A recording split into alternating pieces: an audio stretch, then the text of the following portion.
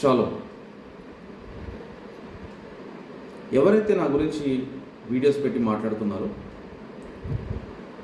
నేను వాడికి చెప్తున్నా, పర్ డే 2 to 3 వీడియోస్ ఖచ్చితంగా వస్తాయి నీ మీద. మరి చూసేవాళ్ళు వేరే వాళ్ళు చాలామంది అనుకోవచ్చు, మరి నీకు వాళ్ళకి తేడా లేదా అని.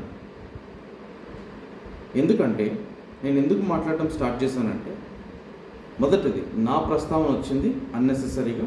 రెండోది సంఘాన్ని మార్చేశాడు, సంఘ పద్ధతులను మార్చాడు. మోకాళ్ళే పెట్టుబడి అన్న దాని మాటకి అక్కడ ఏం చూపించట్లేదు. వాళ్ళు చూపించారంట మోకాళ్ళు వేసింది. అంటే వాడు మాట్లాడిన మాటల్లో వీడియోలో 5 minutes 45 seconds నుంచి 22 minutes 6 seconds వరకు ఏదైతే ద్వేషపూరితమైన మాటలు మాట్లాడాడో, ఆ మాటలన్నిటినీ ఏదైతే పొరలుగా కప్పాడో అందరికీ, అవన్నీ నా ప్రతి వీడియోతో నేను తీసేస్తాను. నేను నా ఒపీనియన్ ఆళ్ళగా అల్లాటప్ప మాట్లాడి నేను చెప్పను. సేమ్ మళ్ళీ దేవుడి మాటలు చెప్పే నేను చెప్తాను.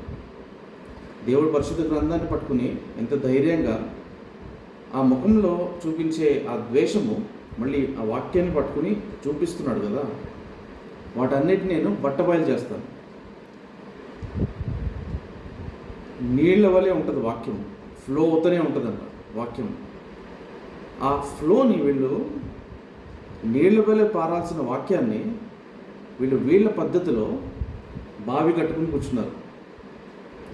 నీరు ఎటు తిరిగితే అటే అదే వాక్యం అని చూపిస్తున్నారు.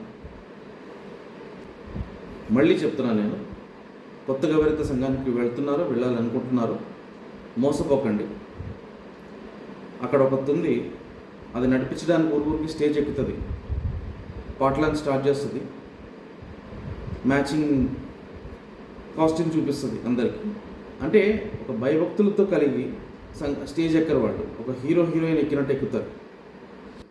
మీరేమో అంత కష్టపడి టైంకి వెళ్ళాలి, ఏ బట్టలు ఉంటే ఆ బట్టలు వేసుకెళ్ళాలి, ఈరోజు కానుకలు లేవు అయినా సరే చెప్తున్నారు కదా కొంచెం పక్క తీయమని, 100 రూపాయలు ఉంటే దాంట్లో 50 తీసేద్దాం అని మీ కష్టార్జితాన్ని పెట్టేసి, మీ వాల్యుబుల్ టైంని అక్కడ ఇచ్చేసి,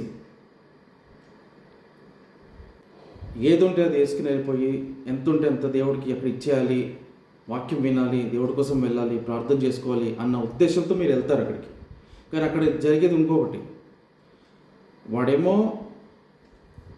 చిరుతపులి సారాలు గల షర్ట్ వేసుకుని ఎక్కేస్తాడు, ఆవిడేమో